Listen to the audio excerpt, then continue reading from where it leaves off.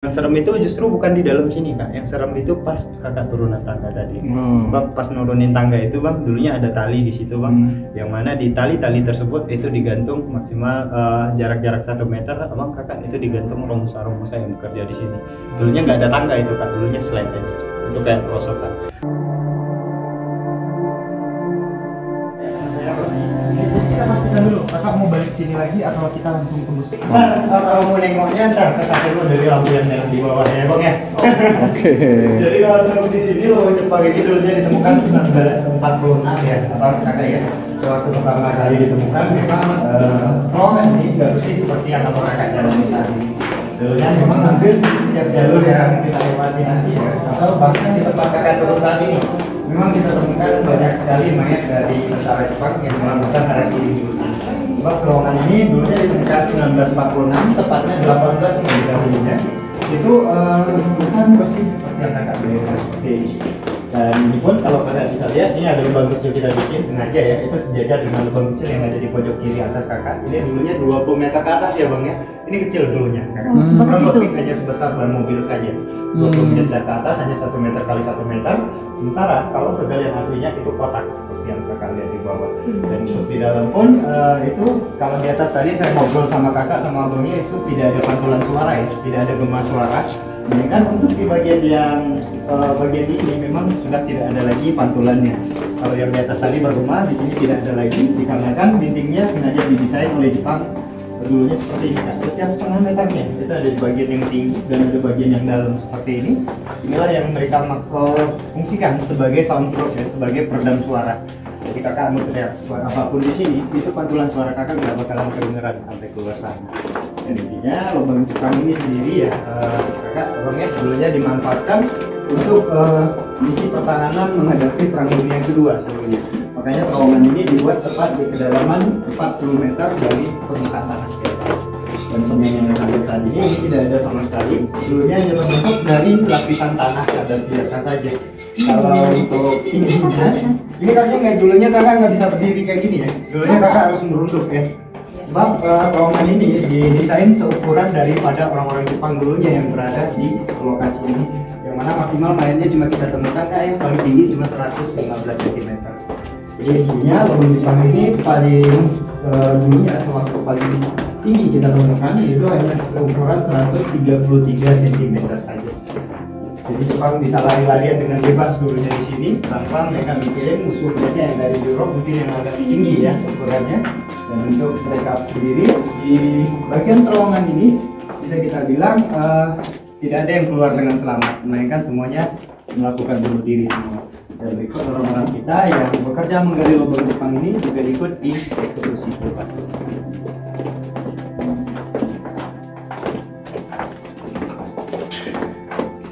Jadi cuma sampai di sini aja ke bawahnya lebih ketat, jadi nggak ada lagi tangga yang akan ditanjaki nanti.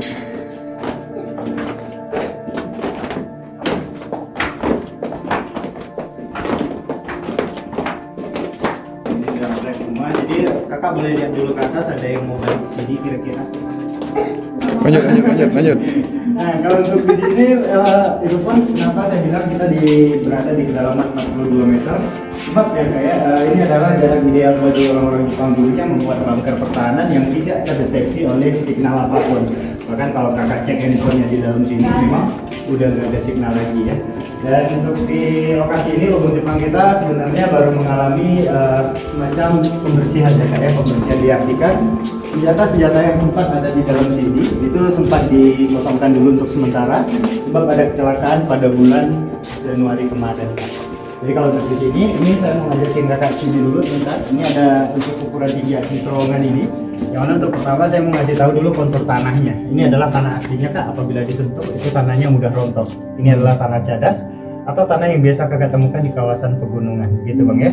Dan untuk bentuk daripada pembuatan terowongan ini, kalau kakak lihat ke depan, bentuknya hampir mirip dengan bentuk trapesium ya. Ini sengaja dibuat menurut keyakinan Jepang dulunya yang menganut agama Shinto. Itu masuk ke dalam rumah ibadah mereka dibuat trapesium seperti ini kak. Jadi belum ada perubahan ya? Iya, ini nggak ada perubahan sama sekali bang. Jadi ini pun bisa kita bilang adalah keyakinan orang-orang Jepang tadinya Jadi bisa dikatakan dengan sebutan Torigumi. Maksud daripada Torigumi ini adalah keabadian ya kak ya. Jadi kalau kakak lihat ke depan, bentuk terowongan ini hampir mirip dengan bentuk peti mati. Dan untuk di sini ini adalah tinggi aslinya. Ini adalah lantai asli daripada lubang Jepang ini. Oh, itu lantai aslinya ya? Atapnya gitu bang. Jadi ini Kecil, tidak ada yang kita renovasi bang. Ini kita biarkan original. Jadi dulunya Jepang dengan ukuran tinggi cuma segini bang, mereka bisa lari-larian bang di dalam sini. Jadi mereka pun mau lari kemana-mana di sini itu pun tidak akan mudah ditangkap oleh musuh mereka. Dan ini pun dimanfaatkan sebagai tempat penyimpanan senjata. Senjata ya bang. Jadi kalau kakaknya ke ujung sana itu tidak buntu kak ya, bang.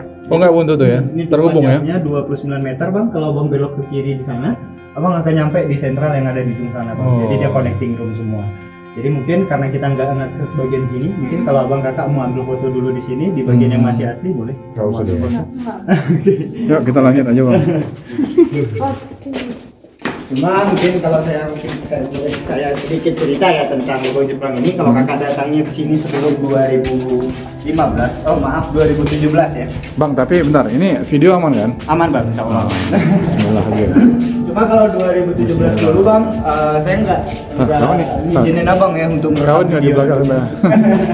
Dan untuk di sini kak bang, Oh, ini apa nih? juga yang beranggapan ini penjara, ini sebenarnya bukan penjara. Oh, ini bukan Inilah penjara. yang akan gantiin kita nantinya bang, Desember 2021 ini bang. Inilah yang akan gantiin kita sebagai pemandu lokal nantinya. Maksudnya? Di sini akan diputar video dokumenter aslinya bang. Oh. Dulunya sempat kita jumpai video dokumenter asli kak ya, yang mana itu direkam oleh mereka menggunakan proyektor bang, walaupun hitam putih ya kakak ya. Tahun 86 dulu ya? Ya waktu di 48, 46 bang. 46 ya? udah ada operatornya dulu. Sudah ada. Udah. Dulunya kita jumpai di sini dan kakak pun akan bisa ngelihat video tersebut dengan durasi 18 menit tadinya. Bang abang kok nggak tua-tua? Apanya bang? Abang kok nggak tua? Oh kalau sayanya bang, kalau sayanya cuma dapat Oh bukan ikut jumpain dulu ya? bukan. Oh iya. Kalau kita Bercanda bang, bercanda. Iya. Kalau di sini pun abangnya pun juga akan bisa lihat bagaimana proses dari pembuatan terowongan ini, yang mana mereka ya atau orang-orang kita dulu ada yang ditembak selagi menggali terowongan ini. Dan disitulah kita baru mengetahui bahwasanya lubang Jepang ini ya bang ya, itu digali bukan menggunakan mesin, dulunya hanya menggunakan alat-alat manual kan, seperti pahat, cangkul dan linggis saja. Dan itu pun kakak akan bisa lihat juga bagaimana ritual orang Jepang dulunya sewaktu mereka ingin melakukan eksekusi tadinya bang. Sebab orang kita yang membuat lubang Jepang ini tidak ada yang keluar dengan selamat lagi di sini. Mereka semuanya dibunuh semua. Dengan artian lubang Jepang ini tidak akan diketahui oleh siapapun. Bahkan Belanda saja ya kayaknya yang sudah 3,5 abad di sini bang tidak mengetahui bahwasanya ada Jepang di bawah mereka. Jadi sekedar untuk informasi, terowongan ini sebenarnya bukan 1,5 kilo bang, melainkan ada 14.773 meter. Ada yang tembus ke bawah Jam Gadang, udah mampir ke Jam Gadang tadi? Tahu. Ada terowongan di sini yang akses ke Jam Gadang langsung, ada yang tembus ke bawah Benteng Pordopok dan tembus ke bawah Istana Bung Hatta. Yang mana istana itu bukan, bisa kita bilang bukan istana negara dulunya bang ya, melainkan itu adalah tempat tinggal istri daripada petinggi-petinggi orang Belanda. Jadi itulah yang dikuasai oleh Jepang dulunya pada tahun 1942. Jadi mereka bikin terowongan ini dulu. Dan untuk terowongan ini pun sangat nggak logis juga bang ya, untuk pembuatannya hanya dilakukan dalam waktu 3 bulan saja. Oh, 3 bulan berhasil bisa menggali 14.000 km ya kakak ya. 14 km maksudnya 14 kilometer. 14.000 meter dengan terowongan di sini yang insya Allah Januari ya bang ya nantinya akan bisa diakses semuanya. Sebab nantinya kalau kakak masuk itu nggak jalan kaki lagi, nantinya ada kereta bawah tanah yang ngantar pengunjung kita. Oh wajib kemari lagi tuh. Nah kalau untuk di sini, Bentar tadi nama abang siapa belum kenal tadi? saya Roni bang. Oh bang Roni. Nah kalau untuk di sini kalau seandainya saya nggak ngasih Dalam tuh ya? seperti inilah gelap asli daripada lubang Jepang ini, kalau kakak ya. Jadi kalau kakak Tembus tuh. itu tembusnya bukan langsung ke Bukit ya? jalan ya bang ya, melainkan itu tembusnya ke pinggang Jurang tadi ya? Itu posisinya abang kakak itu tepat di ketinggian 68 meter dari dasar jurang. Jadi untuk saat ini kenapa ini lampunya kita masih ini dibikin oleh pemerintah sebagai sebutan jalur evakuasi. Sebenarnya kalau evakuasi ini keselamatan sebenarnya Iya, bang ya. kok malah ke jurang? Ini sengaja kita matikan kak ya, soalnya pernah eksiden di sini pada tahun 2018 ada gempa yang berpusat di Kepulauan Mentawai bang. Itu mereka lari ke sana, larinya ke sana cuma ya lumayan lumayan lah ya bang ya, sampai saat ini masih mengalami patah-patah lah sampai di sana. Jadi makanya ini kita matiin lampunya supaya pengunjung kita nggak ada lagi yang ngira ini memang jalur keselamatan. Bagus dicabut dong itu Ya, ini sengaja kita matiin bang. Dan ini pun kena komplain sama pemerintahan.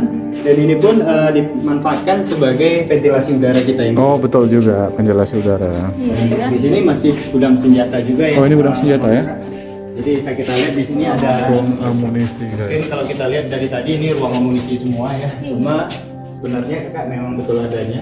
Sewaktu terowongan ini ditemukan 18 Mei 1946, kurang lebih di sini ada sekitar 9,8 ton senjata peninggalan Jepang. Kita jumpai. Dan itu semuanya masih aktif. Bang ini udah di semen tapi ya? Ini udah di semen. Ini tujuannya untuk mengurangi kelembaban udara di sini. Jadi kalau kakaknya masuk di sini dulunya terowongan ini tanpa dilapisi semen ya bang ya. Sirkulasi udara di sini mentok di angka 16 derajat Celcius. Jadi lumayan adem juga bang di dalam sini. Iya berasik. Cuma sayangnya kak ya ini dicoret-coret sama Iya. tangan-tangan jahil. Nah, padahal kan kesini kan kalau ada pemandunya kan bang? Kalau untuk kemarin ini kan kak dibebaskan sama pemerintah kota begitu kan. Belum dikelola. Untuk di kanan inilah abang kakak ada Oh, ini udah terang ya? apa pengunjung kita itu diwajibkan menggunakan pemandu lokal sebab ini adalah kejadian yang terjadi pada 12 Januari kemarin ini bang. Apa tuh? Bang bisa lihat itu ada bekas runtuh bang di bagian atap terowongan ini. Ini adalah efek ledakan mortir bang. Oh ada mortirnya Ya, masih. dulunya Dulu masih ada senjatanya. Ya ditaruh di sini bang. Ini baru dibersihin pada Maret kemarin, dirapikan semua dan dititip di markas TNI yang mana ada pengunjung kita yang iseng di sini nyobain masukin mortir ke dalam pelontarnya itu kayak.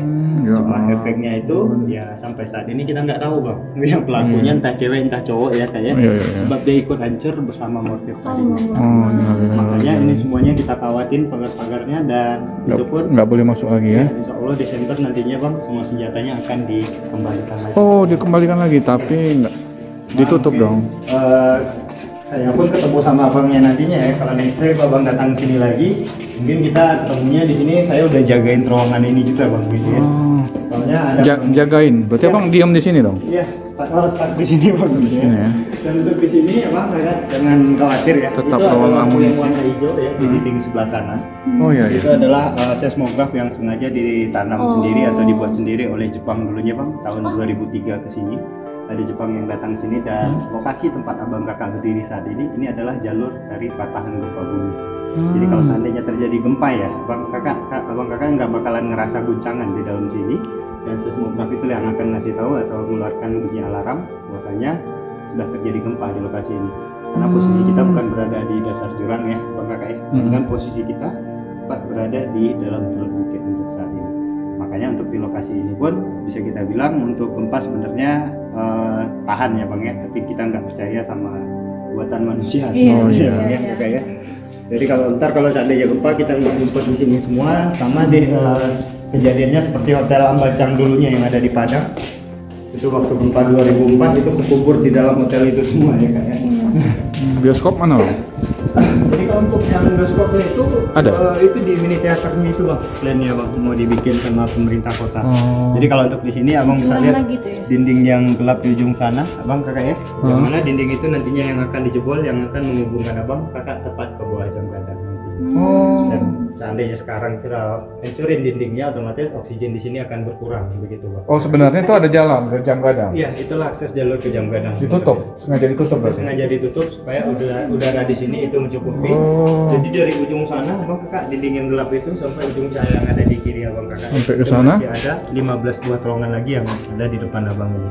Dua di antaranya, satu tepat di sebelah kanan dan satu di sebelah kiri. Sebelah di kiri ini bang. Oke, itu ujung jurang ya tetap ya? Itu juga tembus ke jurang. Nah, dan itu pun sekaligus tempat pertama kali ditemukannya lubang Jepang ini bang. Nanti kita bakalan akses ke sana kak. Jadi kalau untuk struktur galian ini masih original, ini Masih tidak ada original. yang kita rubah kecuali ukuran tingginya bang. Yang mana disinilah orang-orang kita dulunya, yang mana yang bekerja di dalam terowongan ini diberi makan. Tempat makannya. Jadi untuk di lokasi ini pun ya abang kakak karena ventilasi udara di sini cuma ada 6 ya, mereka dilarang melakukan aktivitas yang menimbulkan asap. Jadi mereka hanya mengkonsumsi makanan mentah. Dan perlu diingat di lokasi ini tidak ada toiletnya abang kakak. Bahkan mohon maaf ya, terkadang mereka ada yang makan di dekat kotoran mereka sendiri untuk di lokasi ini. Jadi intinya dikarenakan sirkulasi udara di sini lembab ya bang ya, Jadi mereka yang makan tidak balan dengan tenaga yang dikeluarkan tadi, disitulah banyak terjadi pembantaian di sini. Makanan yang mereka konsumsi 1 kali dalam 24 jam, sementara mereka bekerja di sini tanpa henti. Jadi apabila mereka ada yang sakit, ada yang sudah tidak kuat bekerja, dan itu pun juga termasuk untuk tentara mereka. Tentara mereka apabila ada yang tertembak, itu akan dipenjarakan langsung. Tidak ada sistem pengobatan di sini. Intinya Jepang tidak ingin direpotkan dengan orang-orang yang sakit dulunya. Jadi mereka dipenjarakan, dan di penjara itu dianggap nonaktif, dan step selanjutnya mereka akan dibunuh untuk menjaga kerahasiaan daripada terowongan ini. Dan ini pun kalau Bang Kakak lihat, ini ada seperti balok kayu ya, dibuat segi 4 di sini. Ini planningnya Bang, apabila mereka kalah dalam peperangan dulunya, lokasi ini cukup diledakin di bagian sini Bang. Semua terowongan yang ada di Kota Bukit Tinggi akan hancur. Di sini, yang ini. Posisi tempat kita berdiri saat ini Kak. Cuma sayangnya mereka bukan kalah berperang, tapi akibat Nagasaki dan Hiroshima dibom. Makanya hampir di setiap jalur yang kita akses barusan ya Bang Kakak ya, dan itu pun akan bisa Bang Kakak lihat juga dokumentasinya nantinya, itu di Januari nantinya. Itu semua orang di sini melakukan harakiri semua, melakukan bunuh diri semua. Itu ada di videonya? Semuanya pun Direkam mereka? masih direkamnya Bang, semuanya. Saya pun mikirnya dulu Bang, mereka bunuh diri pakai samurai yang panjang itu Bang. Ternyata mereka hanya menggunakan katana yang mana panjangnya cuma kurang lebih sekitar 45 cm saja. Dan itu pun hampir di setiap lorong yang kita akses saat ini Kak. Silakan Bang Kakak, kita kunjungi dulu.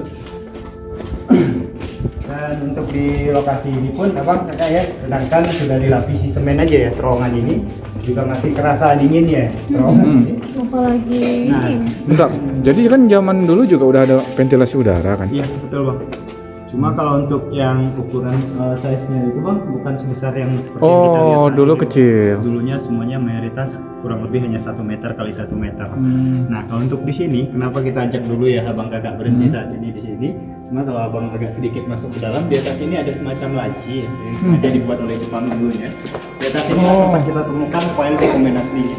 Oh, ini laci ya? Nah, dan untuk semua dokumen tersebut kita jumpai di atas ini Kak dulunya, dan dokumen-dokumen tersebut sebagian terbakar tepat di tengah terowongan ini. Jadi bisa kita bilang ada bagian yang mereka tutupi ya Bang ya, yang mana bisa kita prediksi itu adalah tempat persembunyian mungkin harta dari rampasan mereka. Dan untuk satunya lagi, ini salah satu terowongan yang tidak kita modifikasi sama sekali Kak. Dulunya bentuknya original seperti ini Bang, besar dan bundar seperti ini. Nah, jadi ini dulunya bukan dimanfaatkan sebagai ruangan rapat saja Kak, melainkan ini dulunya juga difungsikan sebagai speaker, sebagai pengeras suara Bang. Jadi cukup berteriak di lokasi ini saja, semua orang yang ada di sini akan bisa mendengar suara Kakak. Jadi mereka sengaja bikin ini bundar dan tidak ada sekat-sekat yang kiri dan kanan. Jadi kalau seandainya cukup beri aba-aba di sini aja, makanya semua orang di sini akan bisa dengar suara Kakak. Dan itulah alasannya bagian yang kita akses barusan Bang, itu bukan bagian depannya Bang ya, melainkan itu adalah bagian belakang daripada terowongan ini. Yang tadi, dari awal tadi? Gudang senjata tadinya Bang, itu adalah bagian belakang. Sementara itu depannya itu adalah koridor yang akan kita gunakan sebagai akses Pintu keluar. Silahkan Bang Kakak, kita kunjung dulu ya tempat pertama kali ditemukannya terowongan ini. Dan untuk di sini, mohon maaf deh, di sini ada 4 buah lorong Bang, sampai ke di mana dia di sebelah kanan Bang. Cuma yang kita temukan di sini layaknya bukan militer Jepang lagi. Kalau untuk bentuk daripada terowongan ini masih asli, tidak ada yang kita modifikasi juga. Bisa kita bilang di sinilah semua orang-orang kita itu ditumpuk jadi satu dan dieksekusi massal di sini, Bang. Jadi kalau untuk di dalam video yang kita lihat tersebut, mereka ditembaki satu persatu, yang mana untuk membedakan orang kita dengan orang Jepang tadinya, Kak, layaknya orang di sini hanya menggunakan kostum atau baju yang dibuat dari karung goni saja. Dan semua peralatan untuk menggali terowongan itu pun kita jumpai di sini, Bang. Gitu. Cuma kalau untuk di dua buah lorong yang ada di depan sini, silakan Bang Kakak ya. Cuma kalau untuk ini, kalau lantai yang Kakak injak saat ini kan udah direnovasi kan ya. Sementara di dalam itu masih paving block ya. Itu renovasi tahun 91 dulunya kan. Cuma kalau yang untuk di kanan Abang Kakak saat ini udah rapi ya, udah bersih ya. Ini dulunya bisa kita bilang bukan kerangka orang dewasa lagi, Bang, yang kita jumpai di sini. Melainkan ini adalah paling banyak kayak kita jumpai kerangka anak-anak yang berumur sekitar 2 sampai 4 bulan di lokasi ini. Bisa kita bilang masih kecil-kecil semua, Bang. Yang mana menurut dokumennya aslinya yang kita lihat ya, Bang ya, dan video yang mengikuti dari video yang kita jumpai di sini, 2 buah terowongan ini, satu di depan kakak ini dan satu lagi di depan kanan itu, ini adalah tempat pengurungan Jogonianfu atau perempuan hasil tangkapan Jepang tadi. kalinya. Jadi yang bekerja di sini bukan hanya laki-laki aja bang kakak ya, melainkan juga ada perempuan yang bisa kita kategorikan mereka selain dipergunakan oleh Jepang di sini, mereka juga ikut menggali terowongan ini gitu. Jadi bisa kita bilang dua buah lorong inilah yang mereka gunakan untuk mengurung daripada perempuan tersebut. Dan uniknya ya bang ya, kalau boleh saya cerita sedikit ya kak ya, ini barang-barang ini bukan peninggalan Jepang lagi kak. Ini sudah sempat dulunya 2019 bang, sempat aktif jadi kafe bang dulunya. Astagfirullah. Dulunya kakak bisa nyantai loh di sini, bisa ngopi, bisa makan ya. Tahun berapa? 2019 bang. 2019. Itu yang kelola siapa? Oh itu yang mengelola Pemerintah juga? Pemerintah juga. Oh. Cuma ini difasilitasi oleh pemerintah, tapi sayangnya yang jualan di sini bang itu cuma bertahan selama seminggu bang di sini.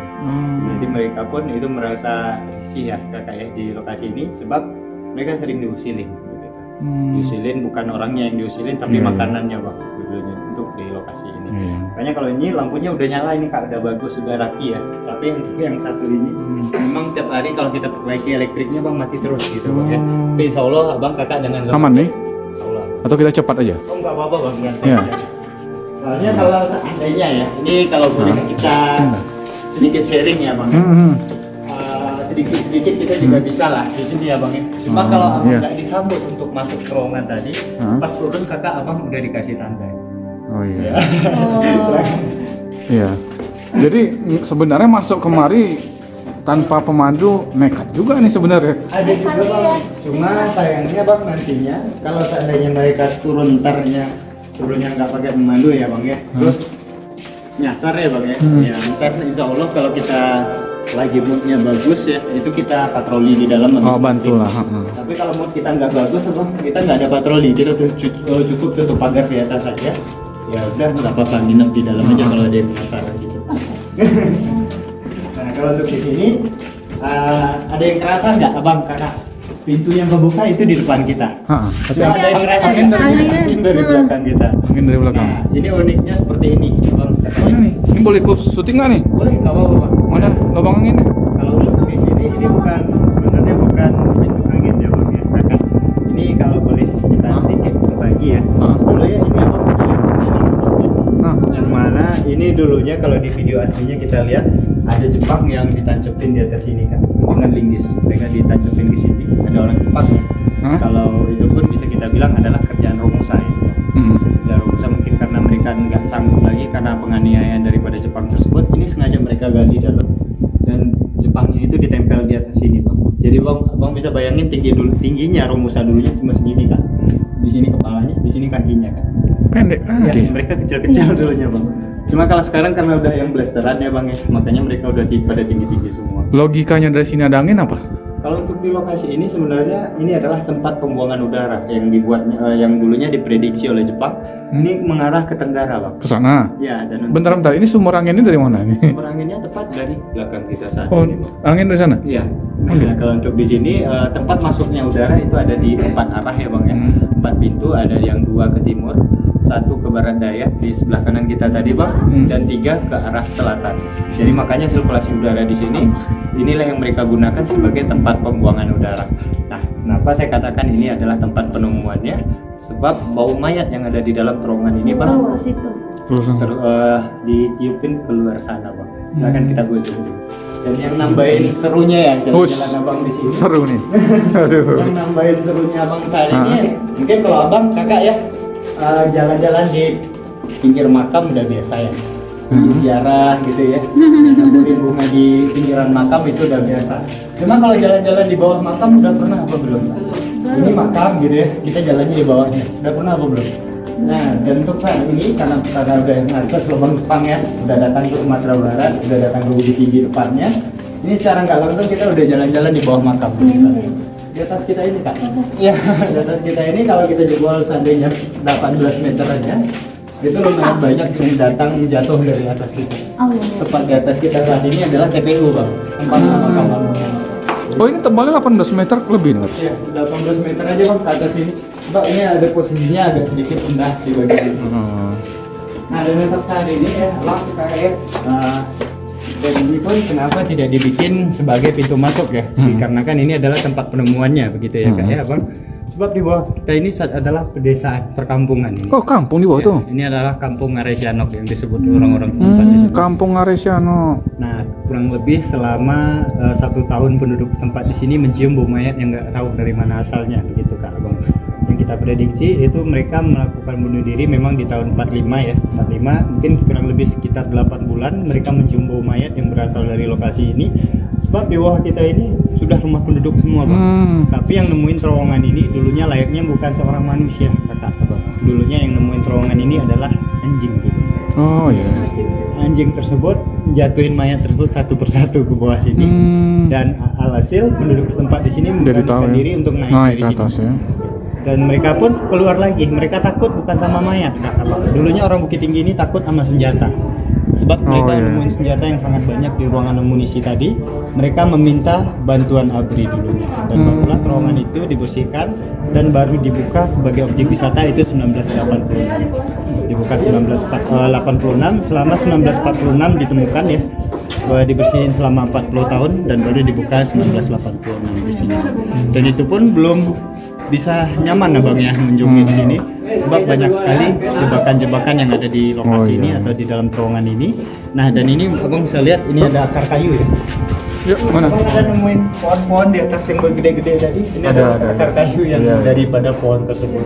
Jadi areal taman tempat Abang masuk tadi itu adalah perkebunan orang Belanda dulunya kan. Jadi pohon-pohon mahoni tersebut mereka pergunakan sebagai obat untuk bekas luka tembakan atau buah daripada pohon mahoni tersebut.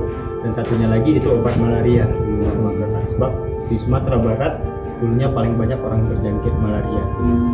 Jadi kalau Abang Kakak mau ambil foto dulu di sini boleh. Mengambil dokumentasi, kita ambil backgroundnya yang ada di sana. Jangan khawatir Kak, kalau saya nawarin insya Allah. Boleh, boleh. Cuman kalau saya ada beberapa tempat ya yang nggak mau nawarin, contohnya tadi yang serem itu justru bukan di dalam sini Kak, yang serem itu pas Kakak turunan tangga tadi. Sebab pas nurunin tangga itu Bang, dulunya ada tali di situ Bang, yang mana di tali-tali tersebut itu digantung maksimal jarak-jarak 1 meter, Abang Kakak itu digantung romusa-romusa yang bekerja di sini. Dulunya nggak ada tangga itu Kak, dulunya slide aja, itu kayak perosotan. Bang Kakak di sini ya, saya ambilin di sini. Baju, baju kok gitu.